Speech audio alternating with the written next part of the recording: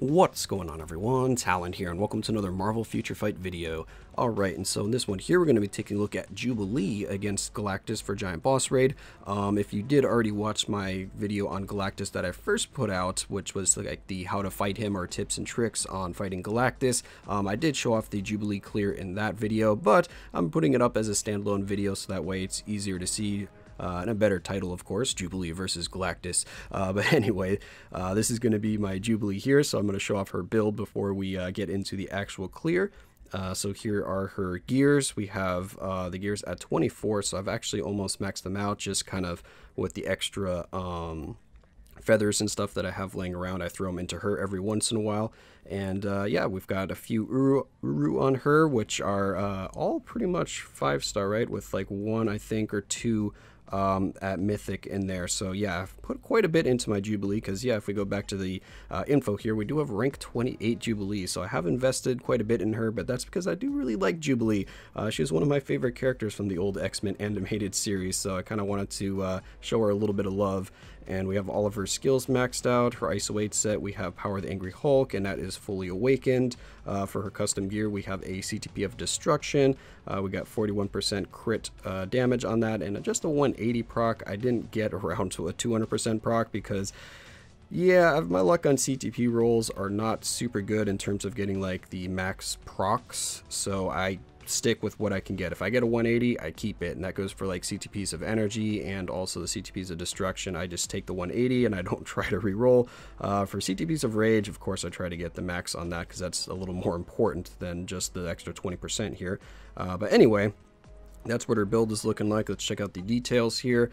So we have 50% crit rate. Her crit damage is almost maxed, which is pretty nice. We have ignore defense at 48%, or almost 49, so that's pretty much maxed out.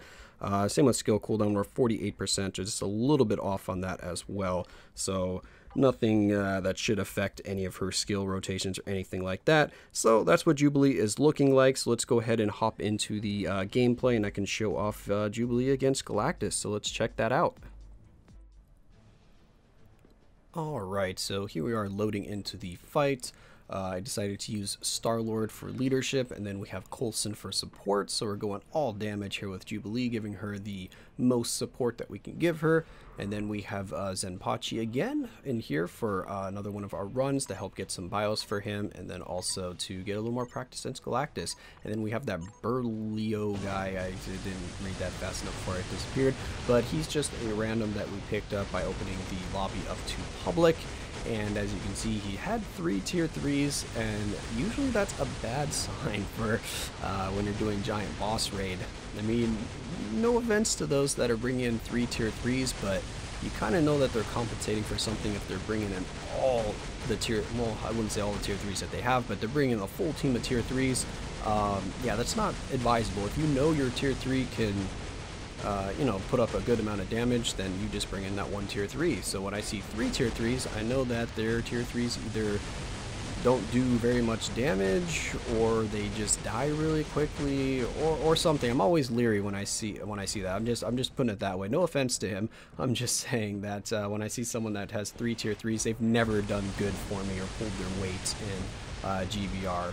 But I digress. This is about Jubilee here. As you can see, we're already at the next phase here, so we're just running around here doing the normal skill rotation for Jubilee. I was just seeing if anyone died there, because it looked like Zenpachi had gotten hit by one of those purple attacks. And yes, I do need help with Jubilee, so sorry to disappoint you if you think this is going to be a full clear or solo with Jubilee. It's not going to be a solo, but she is definitely pulling her weight here, so she will do, not a majority, but she'll do half the damage during this run here. And basically what I do for my skill rotation for Jubilee, which is nothing too crazy, you just do the 5th skill, jump back, pop the 3rd skill for your damage proc, let the channeling go, and she's got 4 or 5 seconds of damage immunity on the 3rd skill to take advantage of.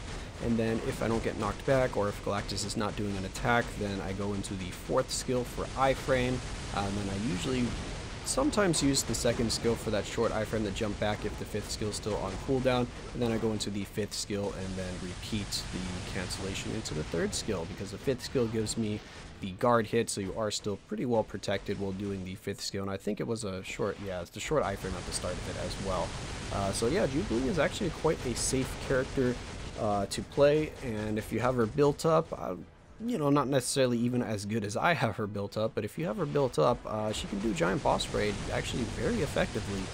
I use her in Master Mold all the time as a clear in there, just to get, you know, some of the type enhancement kits and all of that, and she usually will out DPS or keep up with most cables that I go in against, so that's kind of how I compare her damage. Is it's very similar to Cable's damage in GBR at least. In terms of Warboss Ultimate, she doesn't necessarily perform as well as Cable actually in Warboss Ultimate, which I'm kind of surprised about, because in GBR she keeps up so well with Cable in terms of damage, because she's about the same in terms of damage as my Cable, and my Cable has a CTP of energy, so that's quite impressive to me actually. You know, if you're comparing it to other Cables, there are definitely a lot better built Cables than mine, and of course then my Jubilee here, so they will out DPS her. But on average, when I'm doing fights against Master Mold, I do tend to get first place with Jubilee, unless I have like a tier 3 Jean Grey in there helping me, a tier 3 Sharon Rogers, or, you know, someone else with a really strong character like that that's well built. But if we end up taking 5 minutes to clear Giant Boss Raid, or even 6 minutes, like 5 or more minutes to clear it, then generally I will be in first place with my Jubilee. Oh, the other guy left. I didn't remember him getting kicked or disconnecting or leaving. That kind of sucks, because we did get the clear here, or else, you know, you probably wouldn't be seeing this video, or it might be titled something else like Jubilee fails to kill Galactus or something like that. So he could have gotten some free bios here if he had stayed in, but I'm assuming he probably got disconnected there, because with over 5 minutes left and we're got him more than halfway down, we're definitely on pace to kill Galactus with the DPS that we have available to us. So that's kind of the bar that I look at. So if we have 5 minutes left but he still has over 40 bars of health, then we're doing something wrong and we might have to adjust our strategy or bring in a stronger character or something like that. Because unlike Master Mold, Galactus seems to have like the same amount of defense and the same amount of damage reduction throughout the entire fight. Whereas Master Mold, you know, those first 40 bars, they go by really quick. You can get rid of those first 40 bars very, very easily. But then the second phase, when he stands up, he's a little tankier, and it takes a lot more damage to kind of strip those bars of health down. So that's a little bit different here for Galactus. Like I said, he seems to be pretty even-keeled the entire fight in terms of his health bars. They always seem to be take about the same amount of effort to take off each time. So just taking a look there, it looks like the other guys' characters on auto have died. So now it's just me and Zenpachi here, or Jubilee and Thanos, to take down the Destroyer of Worlds, or the Eater of Worlds. Devourer, that's the word I'm looking for. My brain went blank there. Alright, so now it's just the two of us, though, trying to collect all of these things. So basically, if you have a nice, quick character, then you can do this, but it can be a little difficult sometimes to get all of these orbs, but it looks like we got all of them. Yeah, I think we got all of them. Oh, there we go. I didn't get any damage there when I had the Doctor Strange buff and I ran in. Usually I take damage when I tried to dispel the devouring there.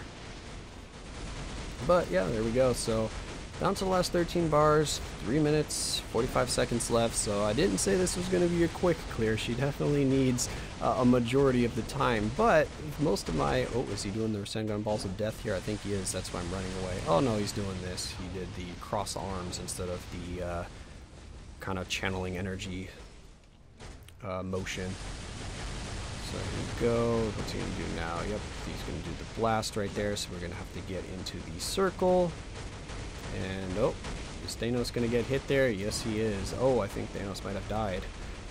So Jubilee's got to get these last 7 bars. But yeah, you definitely want to get into that protective circle when he does that beam attack and the whole screen goes purple.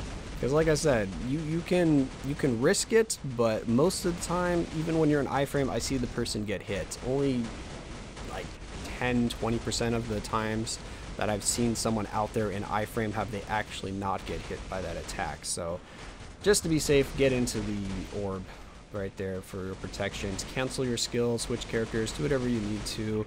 If you lose your DPS character, I mean, then you're done. You're not getting the DPS. If you switch, you're just losing out on DPS for like the 10 seconds that you have to wait for the switch. So yeah, just switch your characters. Alright, so we're down to the last 3 bars here. As see, Jubilee's gotta chug away at those. Get our next rotation down here, and we should be good after one more, oh, maybe 2 more skill rotations since we got knocked out of that skill there. But yeah, she's holding her own, which I'm very happy with. Oh, he's doing that. Like, what did I say in the other videos? Oh, he's targeting the Valkyries there, the summons. So that was really nice. So summons do seem to help. And that was a lot of damage just from the co-op skill. Looks like the co-op skill itself is doing damage. That's pretty nice. But anyway, we're about to finish him off here. We're going to have only about a minute and a half left. But hey, she gets the job done. It was just the 2 of us, so we didn't really have a third really helping us out too much with the damage. So let's see what the end result is here. It is going to be Zempachi in first with 51% with his Thanos. But look at that, Jubilee, 46%, 8 minutes and 20 seconds. So she can definitely do this as long as you have somebody helping you out with the damage. Because if I had 2 other people, say, doing like 30% of the damage, boom, we're completely set. She can easily carry a third of the damage. She can do half of the damage, as you can see here, because we still had time left. So she can get through the clear and do half of the damage if need be. It is a slower clear, but I just kind of wanted to show off Jubilee because I'm proud of her and I really like Jubilee, so I was happy to see that she could take down Galactus. But anyway, that's going to be it for this video here. I hope you guys enjoyed, and of course I will catch you in the next one.